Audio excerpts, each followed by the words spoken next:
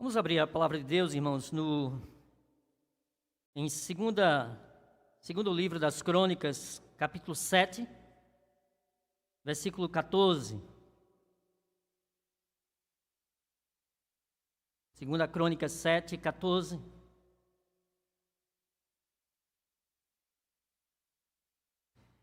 Então diz assim a palavra de Deus: se o meu povo que se chama pelo meu nome se humilhar, orar, me buscar e se converter dos seus maus caminhos, eu ouvirei dos céus, perdoarei os seus pecados e sararei a sua terra. Meus queridos irmãos, o Deus Pai, o Deus Filho, o Deus Espírito Santo, o Deus Trino, Ele é um Deus de aliança. Ele é um Deus que Ele promete bênçãos aos que Ele obedecem, e Ele mostra os riscos e perigos das maldições que virão sobre aqueles que Ele desobedecem. Nesse texto que nós lemos, o cenário é que Salomão tinha acabado de construir o templo lá em Jerusalém para adoração ao Senhor, e ele então, dedicando o templo a Deus, ele comparece diante de Deus para fazer a sua oferta, e então diante disso o Senhor diz assim a ele: se o meu povo que se chama pelo meu nome se humilhar, orar, me buscar e se converter dos maus caminhos, eu ouvirei dos céus, perdoarei os seus pecados e sararei a sua terra. O Senhor disse para Salomão: eu sararei a sua terra. E isso era pelo fato de que o povo, ao desobedecer a Deus, sofria as consequências do seu pecado. E quais eram? Vinha seca, vinha guerra, vinha fome, vinha perseguição. Esse era o contexto da época. E muitas das crises que o mundo enfrenta hoje é justamente por causa do abandono da genuína fé, por causa do abandono da verdade da palavra de Deus. Todo mundo sofre as suas consequências. Então Deus está trazendo para o seu povo uma palavra de esperança, de que se houver uma volta para Deus, Deus é poderoso não só para restaurar o seu povo, mas para abençoar a nação através do seu próprio povo. E quais são as exigências que Deus faz então ao seu povo? O que é que Deus requer do seu povo? Observe que a palavra que Deus disse a Salomão é dirigida ao povo dele. Ele se dirige ao meu povo, disse ele. Então, essa palavra não é para aqueles que não creem. A palavra não é para os pagãos, para os ateus, para os agnósticos, para os místicos. Não, mas é para aqueles que creem. É para o povo que se chama pelo seu nome. Então, a primeira coisa que o Senhor diz, que Ele enfatiza, é a necessidade de se humilhar. A Bíblia diz, irmãos, que Deus resiste ao soberbo. Onde há altivez de espírito, onde há arrogância, orgulho, Deus se opõe e declara guerra contra os soberbos, mas Ele dá graça aos humildes. Assim diz a sua palavra. E nós vemos quanta soberba, quanta arrogância, quanta vanglória dos homens se achando alguma coisa pela posição que de repente ocupam na igreja, ocupam na denominação, em algum cargo de liderança, ou às vezes o próprio crente sentado no banco, tão soberbo, tão arrogante. E nós precisamos clamar diante dessa situação para que o trator de Deus, irmãos, passe por cima desses outeiros e montes da soberba. Senão o caminho para a manifestação de Deus, esse caminho fica bloqueado. Então só assim, com o caminho aplanado, derrubando então a soberba, Deus poderá então se manifestar. Se o meu povo, que se chama pelo meu nome, se humilhar e orar. Aí vem a segunda coisa que o Senhor pede. Não é só se humilhar, é orar. E eu não sei se os irmãos conseguem perceber, na vida da igreja, nas nossas vidas, o quanto tem faltado de oração. Há uma pobreza de oração, pois as pessoas estão ocupadas demais para se ocuparem com Deus. Elas estão muito acostumadas com o sabor do pão da terra para sentirem apetite pelo pão do céu. As pessoas têm tempo para festas, para churrasco, para futebol, para política, para cinema, para assistir séries de streaming, para todos os assuntos da agenda humana. Mas elas não encontram tempo para estarem a sós com Deus, para buscarem Deus em oração. Não há tempo para Deus. E oração, irmãos, é muito importante para que a igreja se conecte com o Deus Todo-Poderoso. A oração, ela une a fraqueza humana à onipotência divina e conecta o altar da terra com o trono do céu. Não é que a oração em si ela é poderosa, mas sim o Deus Todo-Poderoso a quem nós oramos.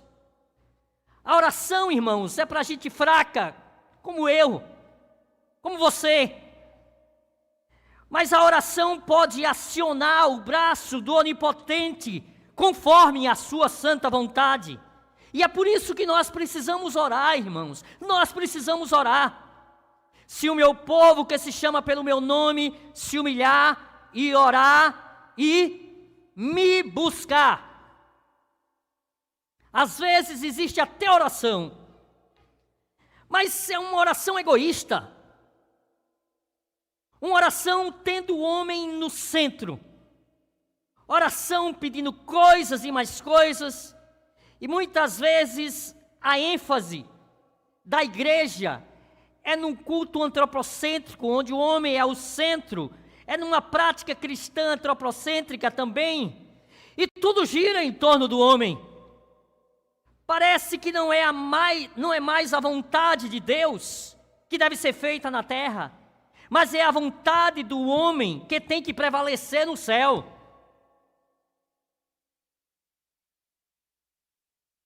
Mas a oração, irmãos, não é isso.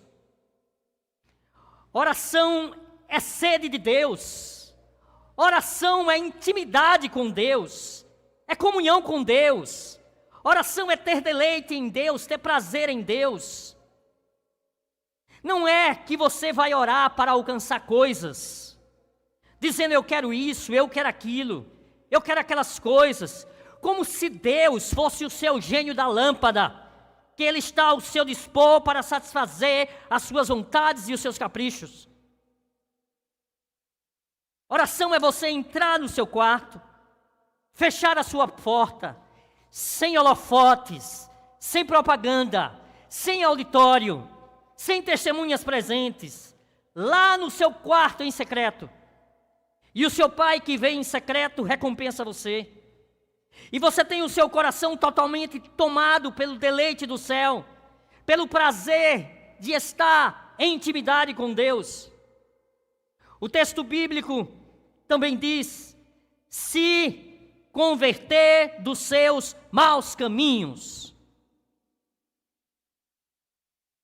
Mudança de rota dos seus maus caminhos. Pecados, irmãos.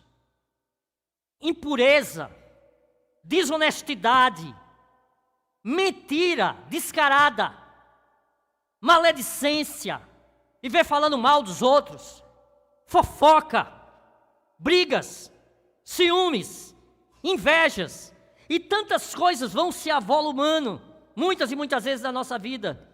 Pecados que vão sedimentando na nossa alma, de forma que já não traz mais angústia a nós. Estamos como com que corações cauterizados, mentes cauterizadas. O pecado já não nos incomoda, estamos acostumados. E continuamos a levar uma vida de mera religiosidade infrutífera. De forma, irmãos, que nós precisamos fazer uma faxina na nossa alma. É preciso trazer à tona, trazer à luz o que está enraizado no nosso coração, o que está escondido, para que haja cura, para que haja perdão, para que haja então restauração, para que haja na nossa vida um renovo, para que haja um reavivamento da igreja. Se converter de seus maus caminhos, é isto que Deus requer. Mas aqui também há uma promessa de Deus, o Deus da aliança. Ele diz que tem bênçãos para nos dar, mas Ele traz o alerta do juízo se houver desobediência. Mas mesmo no tempo de crise, irmãos, mesmo em tempo de apostasia, de calamidade, de sofrimento, se o povo de Deus se humilhar, então Deus vai fazer a promessa. Ele diz assim: eu ouvirei dos céus, eu ouvirei dos céus, de forma que os ouvidos de Deus não estão fechados, Ele não está surdo para que não possa ouvir a nossa oração. E o pecado, irmãos, faz separação entre nós e o nosso Deus. Mas quando a igreja se arrepende, quando a igreja se volta para Deus, quando há verdadeiramente quebrantamento, quando há oração, quando há arrependimento, quando há abandono de pecado, então Deus ouve, Deus vê, Deus desce, Deus intervém, Deus vira a mesa da história, Deus transforma a calamidade em bênção, Deus transforma o deserto em um oásis, Deus transforma lugares secos em mananciais, irmãos. Deus é um Deus de misericórdia, é um Deus de misericórdia. Diz Ele: eu ouvirei dos céus, perdoarei os seus pecados. Nenhum homem, irmãos, pode perdoar pecados. Nem os patriarcas, nem os profetas, nem os apóstolos, nem os pais da igreja, nem os reformadores, nem os avivalistas, nem Pedro, nem Paulo, nem João, nem Maria, nem ninguém. Mas Deus pode perdoar pecados. Deus pode fazer isso. E entenda, não há divã de psicanalista que pode aliviar a sua consciência atormentada pelo pecado. Não tem divã de psicanalista que resolva. Não há benzodiazepínico, aqueles remédios de tarja preta que é vendido nas farmácias, tranquilizante, que resolva, que vá conseguir aliviar uma consciência atormentada pelo pecado. Somente o perdão divino. E Deus perdoa pecados. E Deus é misericordioso e Ele tem prazer na misericórdia, irmãos. Deus é rico em perdoar. Se você se arrepender, se você confessar o seu pecado, Deus perdoa você. Deus quebra então essas algemas. Deus lava você com o sangue do Cordeiro, que é o seu Filho Jesus. Deus torna você mais alvo do que a neve, mais salvo do que a lã. E finalizando o texto diz: e sararei a sua terra. A terra está doente. Nós olhamos para o nosso querido Brasil e vemos exatamente isso. Doenças nos relacionamentos, disputas. Você vê pessoas lutando umas contra as outras, famílias contra famílias, marido contra esposa, esposa contra marido, pais contra filhos, filhos contra os pais, vizinho contra vizinho, patrão contra empregado, empregado contra patrão. E nós estamos vivendo esse clima de hostilidade continuamente. E isso vai adoecendo, infernizando as pessoas, vai trazendo consequências terríveis para as nossas vidas. Mas quando o povo de Deus se volta para Deus, Deus está prometendo sarar a sua terra, sarar a sua igreja. e através da igreja ir curando, abençoando a sociedade, porque a igreja é o sal da terra, é luz do mundo. Quem sabe, meu irmão, nesta manhã, o seu coração está apático.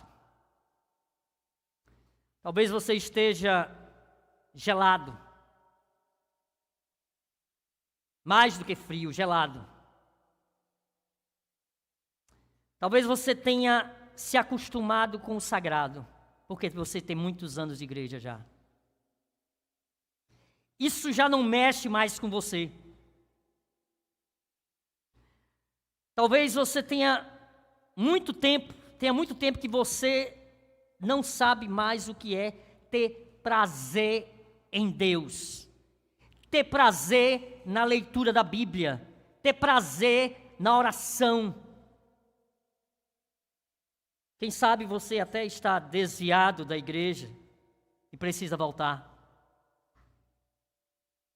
Ou quem sabe você está indo à igreja por mero costume, por mero hábito, mas isso já não mexe em nada com você. Eu quero dizer que hoje,